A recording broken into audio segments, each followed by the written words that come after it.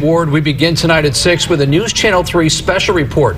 When hundreds of pounds of pot are grown right here in our own backcountry, it's not only illegal, it uses a lot of natural resources. News Channel 3 reporter Victoria Sanchez went inside a marijuana grow, and Tori, cameras aren't normally allowed to go inside these areas. No, they're not, because there's always potential for danger at a former drug operation.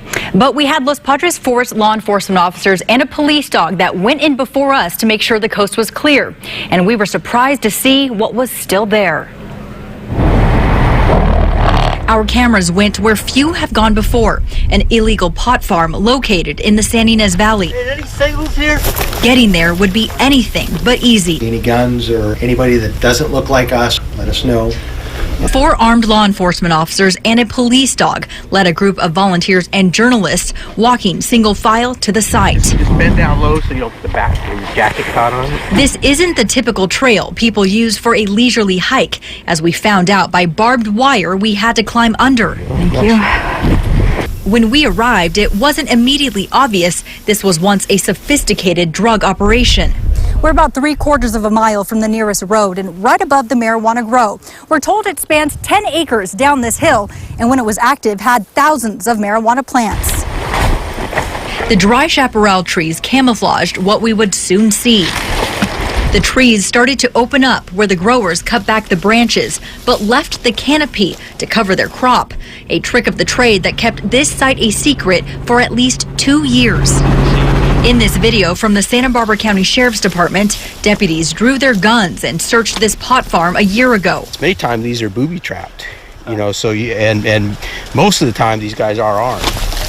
2 Mexican nationals were arrested when they ran away. 100 pounds of processed marijuana was seized, worth $250,000. Getting around the illegal farm to explore is difficult, but it's the only way to see what's really here. Here on the side of this steep hill is where the marijuana was planted, but since it was cut back last year, all that's left are these dry stalks still stuck in the dirt.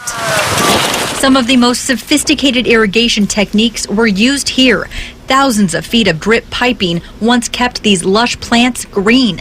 Most of it remains. It's called an emitter, and it's just where the water drips out. So each plant would have one of these coming off of it. Keeping this farm profitable with 3 to 5 harvests a year took a lot of work and took a lot out of the natural resources. So what they do is they find the natural springs.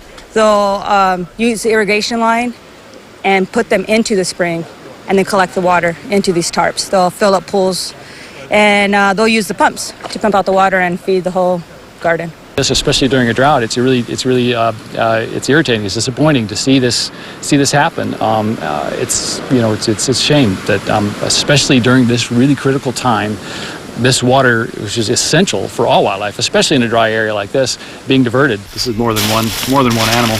Kevin Cooper has been a forest biologist since the 1980s. He says during a drought, animals from foxes to frogs rely on the springs and often can't adapt when the water is taken away. And the problem isn't just taking the water out, it's also what's being put in it. They use herbicides in these areas, and poisons that are not even legal in the United States are brought up from Mexico. Areas with the chemicals are taped off to be disposed properly. The rest of the garbage is picked up by Los Padres Forest Watch volunteers, who were surprised to see the mess. You're just amazed at how deep into the forest that they are. There's a lot of solid industry here to make this thing happen, right? I just think it's really misguided. The garbage gets bagged up and hauled out. When they say this is Forest Service property, it's government property, well, that's synonymous with saying this is your property, this is your backyard, you own this land. And these criminals are coming in and they're violating the law and they're making it a hazard. For this part of the forest to heal, it'll take time. The 2 men who were arrested at the pot grow, Joel Lopez and Cipriano Torres, were both deported to Mexico.